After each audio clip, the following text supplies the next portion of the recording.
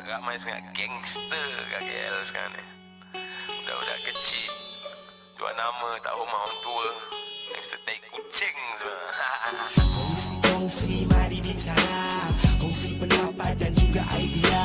Masuk kongsi tiada keluar, biar kongsi jadi kongsi kita duduk diam. Kongsi-kongsi mari bicara, kongsi pendapat dan juga idea.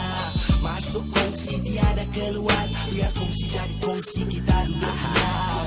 Naik bukit, turun bukit, gua dah lama tengok wayang tak perlu minta tiket. Dan silakan picit telefon panggillah sedosen. Gua pun teringin nak tengok lu punya 10 sen. Alamak, lu kredit pun tak ada terpaksa tembak. Tak guna lu bawa pisau ke peraduan menembak. Tak guna ada bola kalau tak reti sepak. Tak guna ada jalan kalau destinasi tak nampak. Tak guna jadi gangster kalau tiada wang. Gua tetap di jalanan tapi gua usahawan. Gua bursa sahamkan setiap perniagaan dan setiap gerak-gerik pelan harus dipersiapkan. Jangan kita mudah lupa, kita bukan selamanya muda. Jadi kerahkan tenaga, pergunakan usia. Bila jumpa orang lama jangan malu bersoal. Jika mahu kunci kuasa harus ada modal. Kongsi-kongsi mari bicara, kongsi pendapat dan juga idea.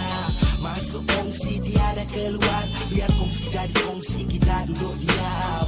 Kongsi-kongsi mari bicara, kongsi pendapat dan juga idea. Masuk kongsi tiada keluar, biar kongsi jadi kongsi kita duduk diam. Ada cara duduk, ada cara berdiri. Tangkap orang menyamar, tangkap orang menyanyi. Tangkap orang melala, tangkap budak berlagak. Tangkap mulut berbuih, berbual lepas cakap. Tangkap budak kosong bogel dan tak pakai baju. Ramai sangat kekatu, nak mendekati lampu. Teringin hendak menyinar naik syekh tapi tak ada dinar. Bila kena pegang gegas sikit air mata berlinang. Bukan nak jadi brother, gua nak jadi orang berada. Supaya dapat menjaga setiap ahli keluarga. Bukan duniawi semata, emas putih permata. Kadang-kadang aku rabun pakaikan cermin mata. Tuhan berikan petanda supaya ku selamat di sana dan selamat di sini. Setiap usaha diberkati, budak tersusun rapi gerak cara kau